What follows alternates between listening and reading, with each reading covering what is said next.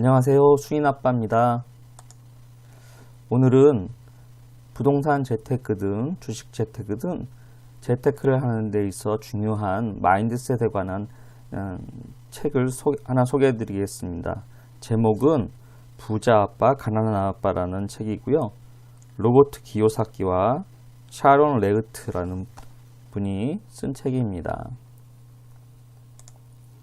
요 분이죠. 로버트 기요사키라는 분, 부자 아빠, 가난한 아빠라는 책을 쓰신 분입니다. 여기에서는 가장 핵심적인 내용이 제2부에 들어있는데요. 부자들에게서 배우는 6가지 교훈, 그 중에서 오늘은 첫 번째와 두 번째에 대해서 배우겠습니다. 첫 번째 교훈은 부자들은 절대 돈을 위해 일하지 않는다. 두 번째 교훈은 부자들은 자녀들에게 돈에 관한 지식을 가르친다. 이런 내용이죠. 자, 그러면 첫 번째 교훈인 부자들은 절대 돈을 위해 일하지 않는다. 이 내용에 대해서 살펴보겠습니다. 가난한 사람들과 중산층 사람들은 돈을 위해 일한다. 하지만 부자들은 돈이 자신을 위해 일하게 만든단다. 이게 굉장히 중요한 거죠. 하지만 부자들은 돈이 자신을 위해 일하게 만든다. 어떻게 돈이 자신을 위해 일하게 만드는지 중요하죠. 이게 어떻게 하면 그렇게 할 수 있는지.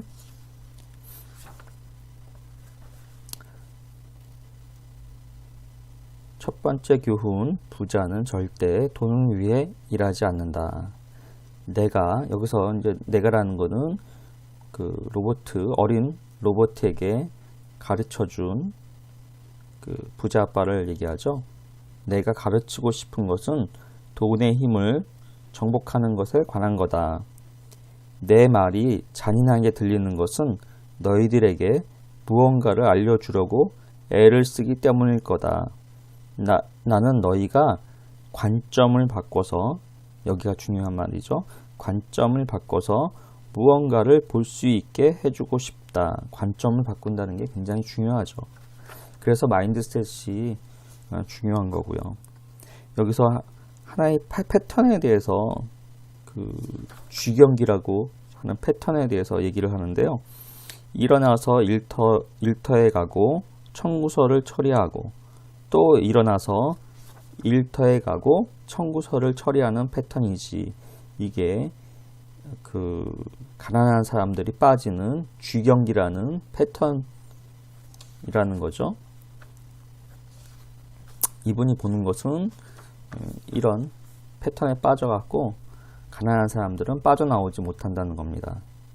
돈이 충분치 않다는 두려움이 생길 때 우리는 즉시 직장을 구해서 푼돈을 벌어 두려움을 없애는 대신에 스스로 이렇게 자문할 필요가 있다.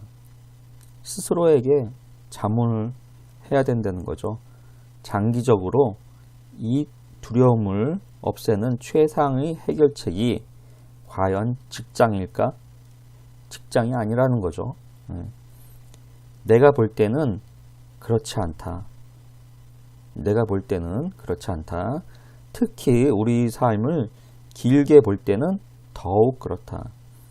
사실 직장은 인생이라는 장기적인 문제의 단기적인 해결책에 불과하다.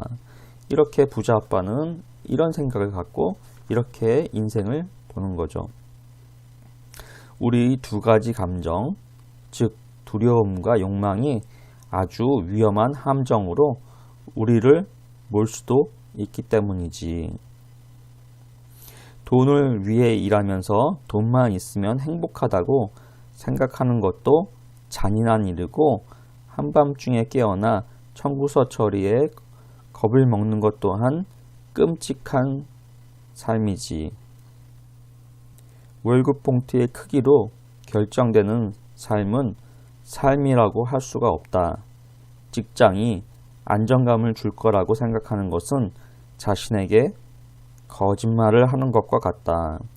이것도 참 중요한 말이죠. 직장이 안정감을 줄 거라고 생각하는 것은 자신에게 거짓말을 하는 것과 같다. 굉장히 좋은 말들이 많이 있는데요. 부자가 되려면 남들이 보지 못하는 것을 보아야 한다. 급여의 필요성을 더 빨리 잊을수록 어른이 된 후의 삶은 더 쉬워진다. 계속해서 머리를 쓰고 무보수로 일해라. 머리를 쓰라는 거죠. 어떻게 하면 여기서 벗어날 수 있을지. 나는 그분이 전에도 했지만 내가 그동안 보지 못했던 어떤 일을 하는 것을 보았다. 여기서 이제 그 어린 로버트가 겪은 거를 이제 얘기를 해주는데요. 예전에는 보지 못했던 것들이 자기의 관점을 바꾸면서 보이기 시작했다는 겁니다. 그러니까 그분이 그 일을 하는 것을 전에도 보았지만 전에도 봤다는데 그때까지는 내 눈길을 끌지 못했던 일이었다. 이게 이제 머리를 쓰기 시작하는 거죠. 그리고 마이크 그 친구와 나의 동업은 다시 시작되었다. 여기서 청소도 하고 만화책을 뭐 빌려주고 이런 사업이었던 것 같아요. 네. 하여튼 여기서부터 이제 그 로버트가 어떤 삶의 관점이 바뀌는 그런 계기가 된 거죠. 두 번째 교훈 넘어가겠습니다. 두 번째 교훈은 부자들은 자녀들에게 돈에 관한 지식을 가르친다. 이건데요. 그 돈에 관한 지식, 여기서 또 핵심적인 내용입니다. 가난한 아버지는 독서의 중요성을 강조했고 부자 아버지는 돈에 관한 지식의 중요성을 강조했다. 돈에 관한 지식. 돈에 관한 지식. 과연 돈에 관한 지식이 뭘까요? 회계나 뭐 이런 게 아니라 첫 번째로 먼저 자산과 부채의 차이를 알고 자산을 사야 한다. 이 자산과 부채가 굉장히 중요한 개념이에요. 자산을 규정하는 것은 단어들이 아니라 숫자들이다. 그래서 숫자를 읽지 못하면 자산인지 땅속의 구멍인지 구분하지 못한다. 부자가 되고 싶으면 숫자를 읽고 이해해야 한다. 부자들은 자산을 획득하고 가난한 사람들과 중산층 사람들은 부채를 획득한다. 여기서 자산과 부채라는 개념이 나옵니다. 자산과 부채를 어떻게 정의했는지 한번 보시죠. 자, 자산은 주머니에 돈을 넣는 어떤 것이다. 부채는 주머니에서 돈을 빼내는 어떤 것이다. 한 번 더 읽어볼게요. 자산과 부채의 정의. 자산은 주머니에 돈을 넣는 어떤 것이다. 부채는 주머니에서 돈을 빼내는 어떤 것이다. 우리가 배우는 회계에서 배우는 자산과 부채와는 정의가 다릅니다. 사실 이것만 알면 된다. 부자가 되고 싶다면 자산을 사면서 살면 된다. 가난한 사람이나 중산층이 되고 싶다면 부채를 사면서 살면 된다.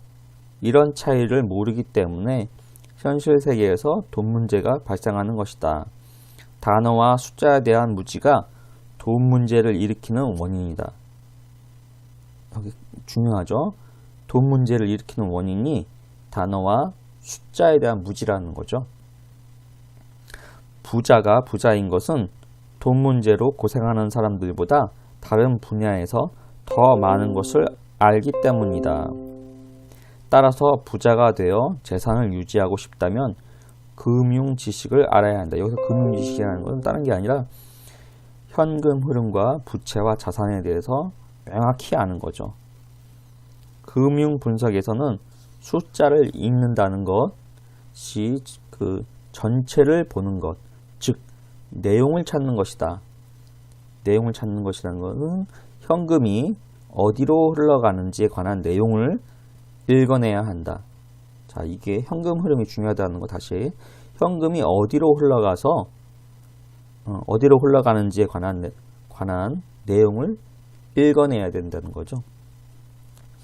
이것은 그들이 돈을 벌지 못하기 때문이 아니라 자산이 아닌 부채를 사기 때문에 그렇다는 겁니다.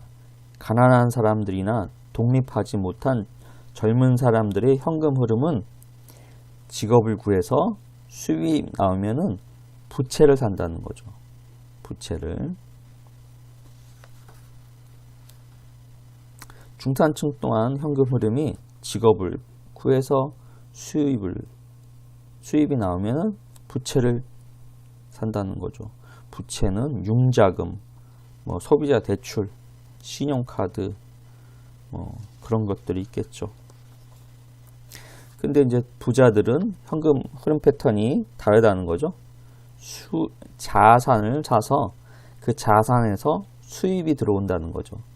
그래서 전혀 다른 현금 흐름 패턴을 갖는다는 겁니다. 이런 현금 흐름이 우리가 돈을 어떻게 다루는지, 사람들이 돈을 수중에 넣은 후에 어떤 일을 하는지를 보여준다. 돈이 수중에 들어왔을 때 어떤 일을 하는지가 중요하다는 거죠.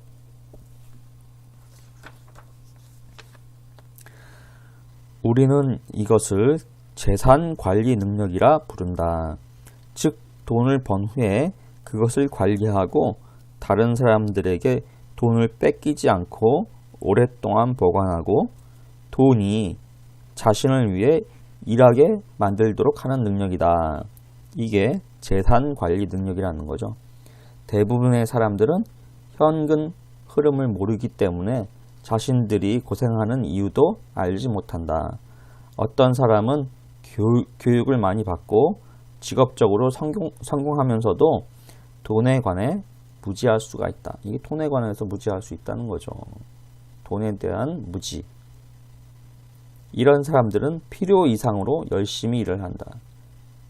이것도 굉장히 또 중요합니다. 돈에 대해서 무지한 사람들은 필요 이상으로 열심히 일을 한대요.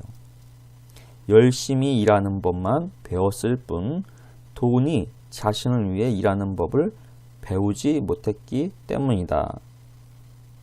다시 한번 읽어드릴게요. 돈에 대해 무지한 사람들은 열심히 일하는 법만 배웠을 뿐 돈이 자신을 위해 일하게 하는 법은 배우지 못했기 때문이다. 굉장히 중요한 내용이죠. 이 두 가지, 오늘은 두 가지 교훈에 대해서 배웠는데요. 굉장히 중요한 내용입니다. 잘 음미해 보시고 그 뜻을 명확히 아시기 바랍니다. 오늘은 여기까지입니다. 오늘 영상 도움이 되셨나요?